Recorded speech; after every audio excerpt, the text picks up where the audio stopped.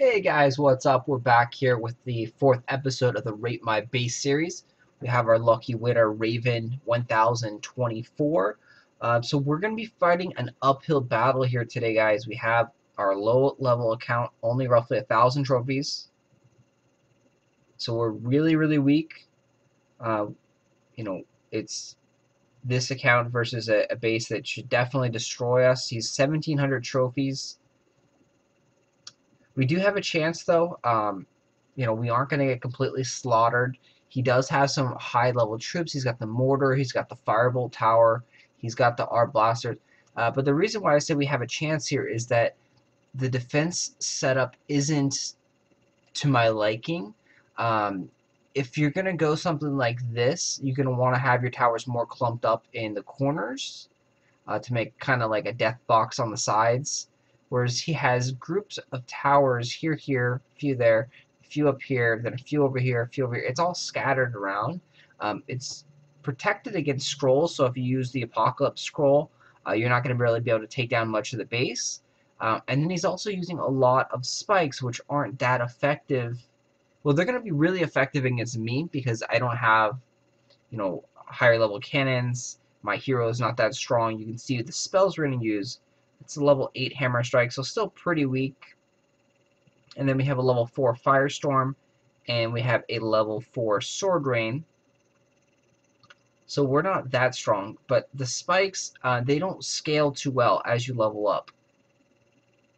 So you're going to want to put more barriers and barricades in there.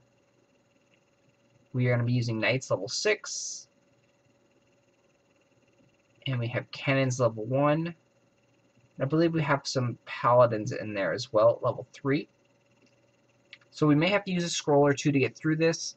If we got a little bit stronger, we'd probably be able to do it without scrolls. He's giving us a lot of medals, a lot of trophies as well. So the game is recognizing it and saying that this is a really tough base.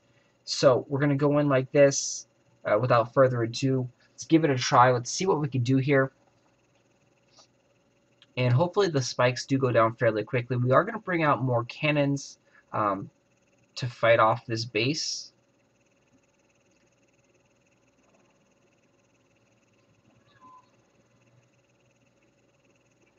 So the cannon should be able to sit back nicely and take care of a lot of the barriers, possibly some of the spikes. We're going to try and save our Firestorm so we can get up here and actually burn the Firebolt tower. We want to get that down as soon as possible. That right there is a killer.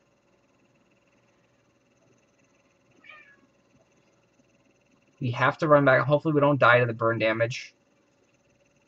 So we're doing really well. Oh, we have both cannons still alive. We are going to have to sit back here. You can see the cannon is actually glitching. One's not moving forward at all, and the other one is trying to move forward. So we're going to have to go ahead and just push them. Okay, you can see that that cannon is trying to attack the spikes right there, and the other one is stuck behind it.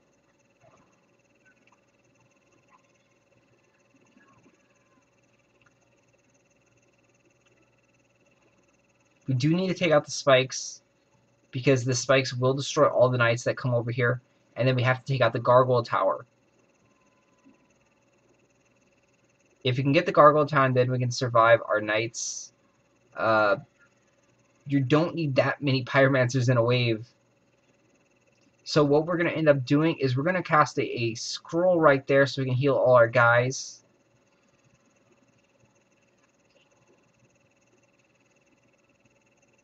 You do want to have a good mix of variety in your waves, so then they can't counter it easy. If our Sword Rain was a little bit stronger, we would have been able to take down all those Pyromancers in one cast of the Sword Rain. So it's good to optimize and put different troops in your wave, not just one whole group of Pyromancers or Frosters. And we're probably going to die right there. We still made it really far into the base, being a low level. So definitely a lot of room for improvement there. With the wave setup, you don't want to have 4 or 5 Pyromancers all at once. The Pyromancers do most of their damage with the burning effect. So they throw out their fireballs, they do initial point of contact damage for a very small amount, and then the rest, all the units take slow burn damage for like 5 seconds or so. And that's where most of the damage from the Pyromancer comes, is the burning over time. It doesn't matter how many fireballs hit that target, they're still going to take the burning damage the same amount if 1 fireball hits them or 5 fireball hits them. So it won't really matter if they actually get hit with 5 fireballs or 1 fireball. It's all the same. They can't have more burning effect on them. They're going to be on fire no matter what. So just 1 Pyromancer in each wave is the most effective setup to do. Again, a very solid base here. We didn't get to the gate. We had to use scroll to heal up and recover. If he made and moved these towers down a little bit over here, it would make it more of a death trap on the corner. And then same thing if he moved these towers more towards this corner over here, he would make it more of a death trap as well in both those sides there. And that would be something that I would recommend to try. You probably will win a lot more gems that way. You'll win a lot more battles because the king will die early on.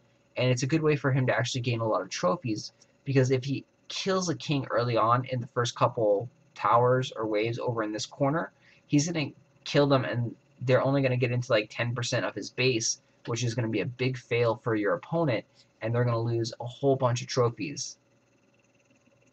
So overall, I'm not a fan of this design because, again, it's too scattered. It allowed room for recovery. We didn't necessarily have to scroll over here. We could have sat back and rested, but we wanted to try and push as far as we could and see what was coming up and get as close as possible to the end of the base so we could view it properly. And then another thing is that when you have all the stuff down in this corner by the tent, that means it's closer for my reinforcement troops to come up and get into the fight. Whereas if you had all the defensive structures towards the castle gate, that means all the troops have to walk far distance before they can actually get into the fight. And it's a lot more timing and a lot trickier to actually bring out the right troops at the right time, because you have to think 30 seconds away, because it takes a lot of time to walk up this path. So if you had the defense structures more like towards here and around the castle gate, you would have to time the right troops. You have to time the cannons, you have to time the knights, and you'd also have to, time the different things. So I would try and recommend building towards the castle gates, or putting all your defenses in the 2 corners to make like a big death box right there. Overall, a very good base. A little bit of room for improvement, and definitely try different wave combinations. Don't stack up on Pyromancers. Anyway, Raven, enjoy the gems and great base.